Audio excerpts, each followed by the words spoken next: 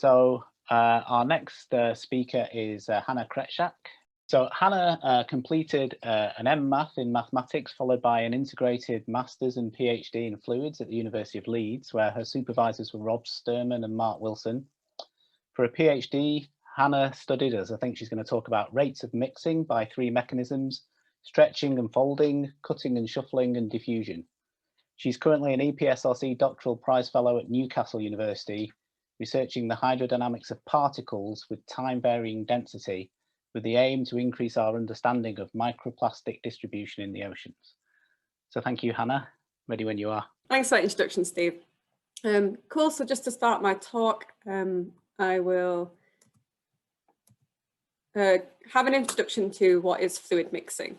So in the simplest sense, if I have a constant diffusivity coefficient, if I have a, say, velocity field U, which is incompressible, and if I have a, so like no sink sources on my concentration, so my kind of mean field is conserved, then I can model fluid mixing by the kind of simplest advection diffusion equation, which I've highlighted here.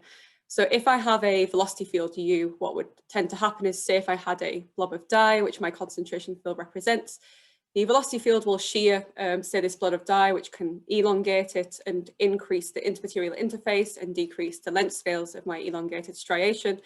And then when I kind of have smaller scales, diffusion will be more effective, and it will obviously, diffusion will achieve kind of uniformity for my concentration fields in the long time limit.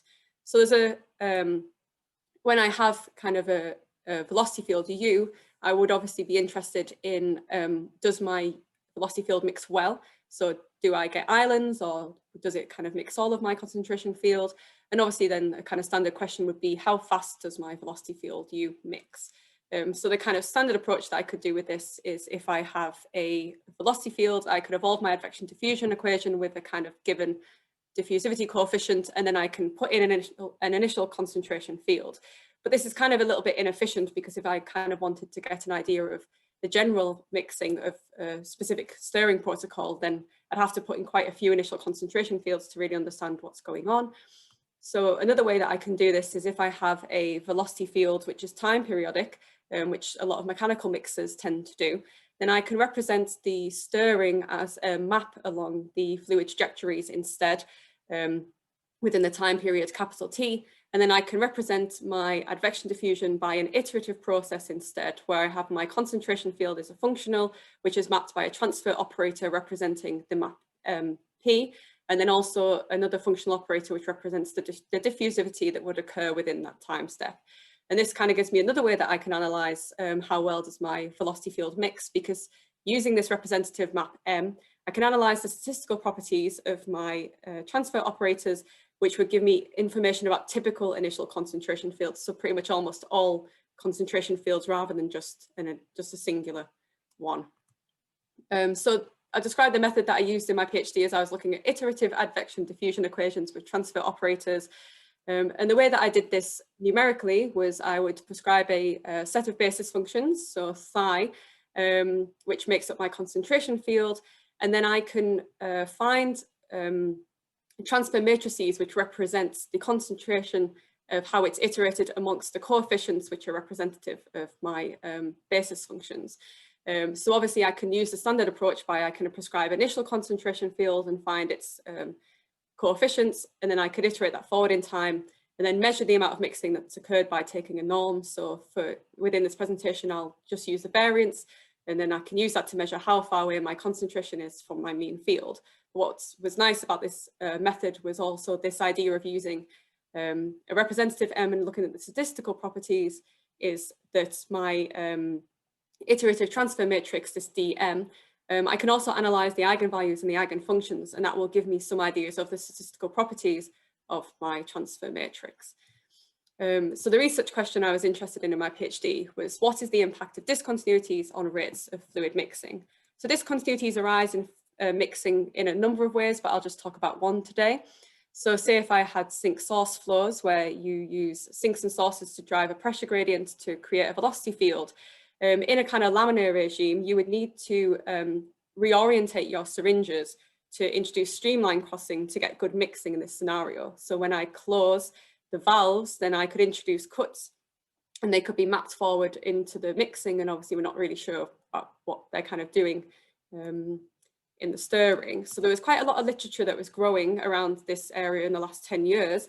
So they were looking at the intersection of what we call stretching and folding. So this is the classic idea of shearing in fluid mixing, and what we call cutting and shuffling, which is this discontinuous idea of mixing. So the literature was growing in the the light grey area, but my PhD, I was interested in this dark grey area where there was either no literature or like barely any literature. So the first approach that I did in my PhD was, well, let's look at the simplest idea to address this overlap. So I was looking at one-dimensional striation models, and the basic discontinuous transformation that you have in one dimension is called an interval exchange transformation. So I'll take an interval, cut it into lots of different subintervals, prescribe a permutation which shuffles them, and then rejoin the interval in this new rearrangement. So here you've got a permutation from the permutation group S4, and then just a notation of how the permutation is reassembled. So because things are cut and shuffled, if you had a concentration field that was continuous, you can imagine that you would get discontinuities introduced within the system. So first, I'll just show some results of this intersection between shuffling, cutting and shuffling with diffusion. So here is an interval exchange transformation I was interested in. So to parameterize the subinterval lengths, rather than looking at lots of different ones, I was looking at the system where you have an R, which represents the ratio between neighboring subintervals. And then here you can see that by having a kind of initial black and white initial condition, after just a couple of iterations, this is a space-time diagram, after say 2 iterations, just by cutting and shuffling, I've reduced the length scales between the striations and increased interface. So you can imagine if I apply diffusion, then it would start mixing well because of these discontinuities. So here is some examples of 2 interval exchange transformations. I did do a full parameter study, but I won't show the results today. But you can see that by looking at kind of 2 different interval exchange transformations, the interval exchange on the right, so in the top plots, it's just cutting and shuffling, there's no diffusion, that you get lots of cutting and shuffling depending on the different parameters. And then in the bottom plots, I've added diffusion, and you can see that the one that seemed to cut and shuffle better also seems to achieve a kind of grayscale approach to uniformity quicker. But the reason for showing this plot is more that if I renormalize my concentration field at each iteration, you can see that what happens eventually is I get this kind of repeated pattern occurring, which is more obvious in the right-hand plot, which is of a kind of periodic nature, and it is of a larger scale than we saw with just cutting and shuffling. So obviously the diffusion is kind of increasing the scales in the concentration field, and we get this emergent pattern. And then this is what we call an eigenfunction of the transfer operator. So it's a bit easier to see if we look at the decrease in variance. So if I measure variance from the initial condition, you can see that in the kind of linear plot at the top, obviously my variance is going to decrease as we iterate, cut and shuffle and diffuse. And we have different rates depending on which interval exchange transformation we use.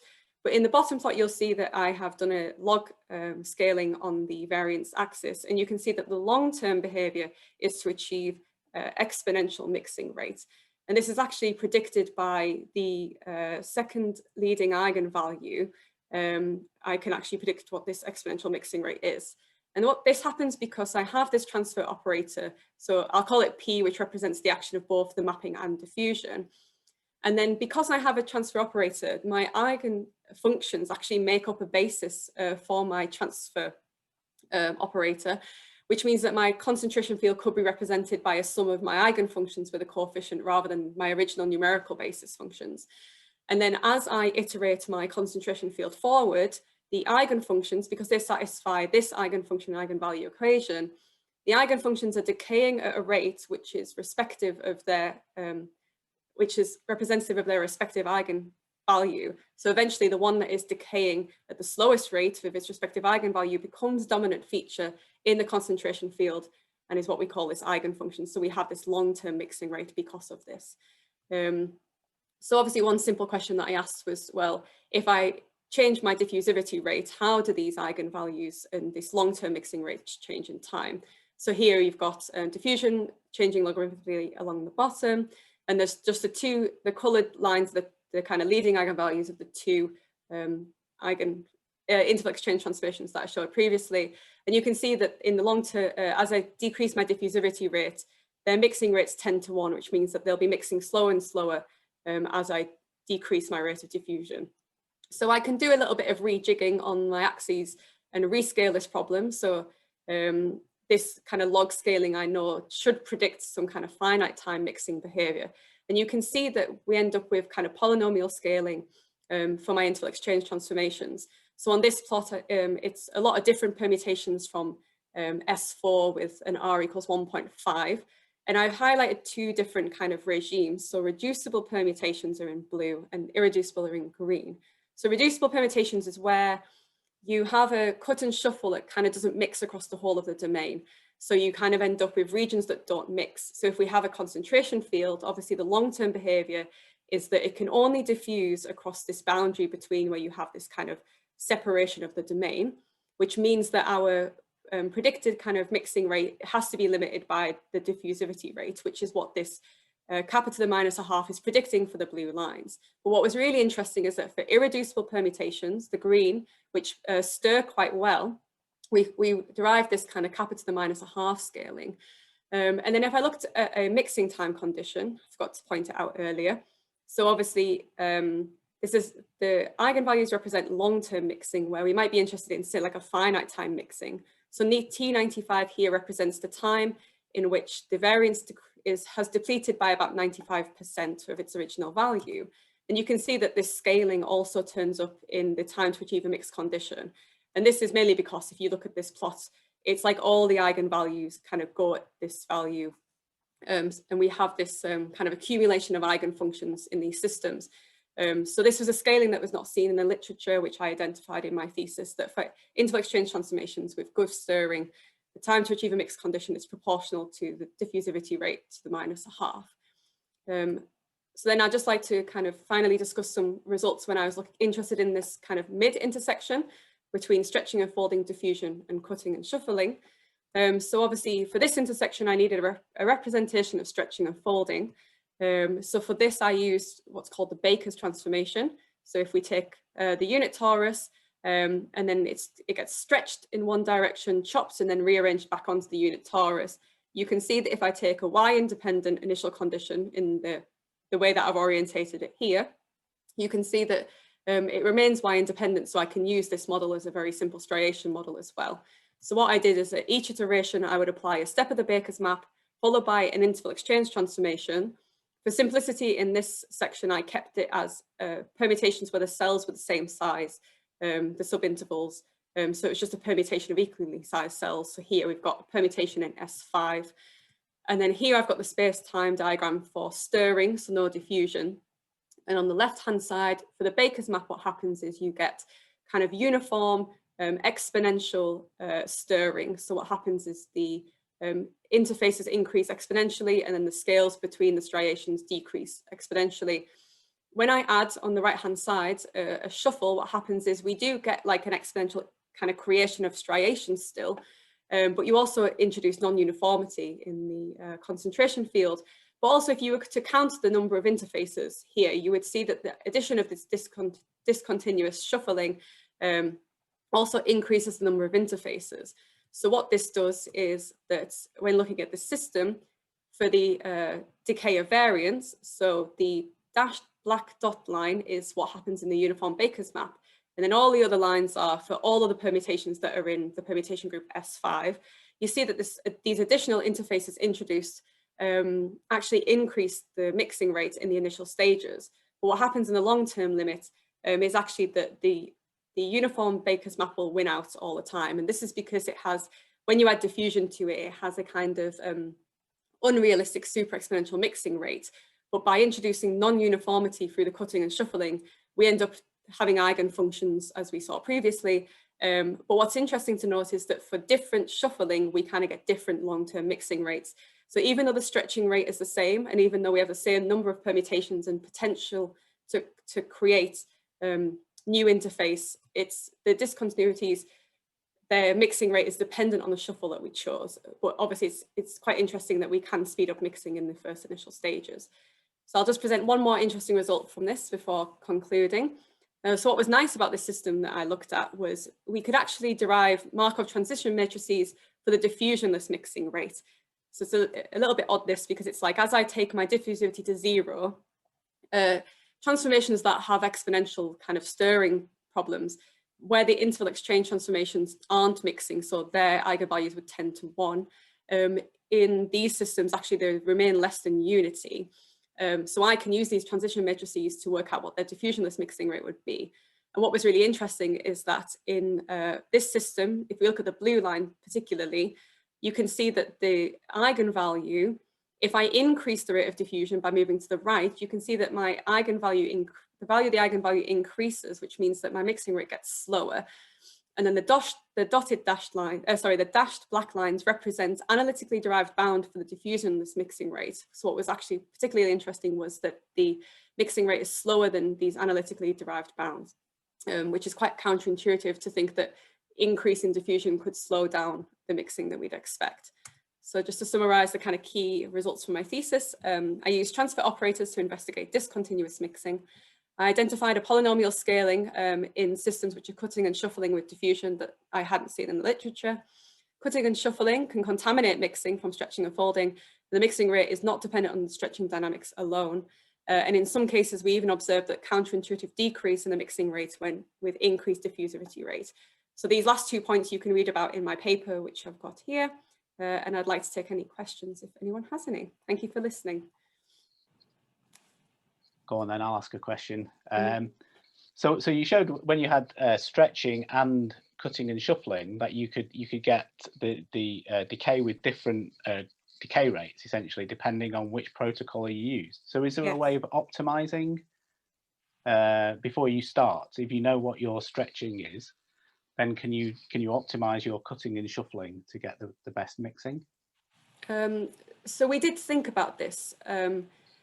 It's something that using like transfer operators, it's hard to kind of do. And we were thinking about the kind of only way I think you could do it is if you kind of changed the cutting and shuffling at each iteration, but then you'd have to analyze what the concentration field was. So as an optimization problem, it would probably be time dependent. And we didn't really come up with a kind of elegant way that we could really look into that. And in terms of the theory, there is optimization theories in terms of smooth, continuous stirring, but obviously I've not come across how I could apply them in kind of discontinuous transformations. Yeah, it'd be tricky when you're allowed to make things as discontinuous as you like. Yeah, whether there even is an optimum. Yeah, because the optimum would obviously be if you could just cut and shuffle a lot. Yeah, you'd have to put some constraint on it, wouldn't you? Yeah. Yeah. Okay, thank you. Do we have any? Oh, okay. We have a question, which is, when will cutting happen in, say, ocean microplastic distribution? Blimey. So yeah, my new research is very different to the research I was doing here. So there wouldn't really be cutting and shuffling in ocean dynamics, but we're using quite a similar idea of modeling things as a dynamical system and analyzing a kind of simplified system of microplastic distribution. So we could use transfer operators for how the distributions are mapped forward in time, but yeah, they wouldn't really get cut and shuffled, or we'd hope not.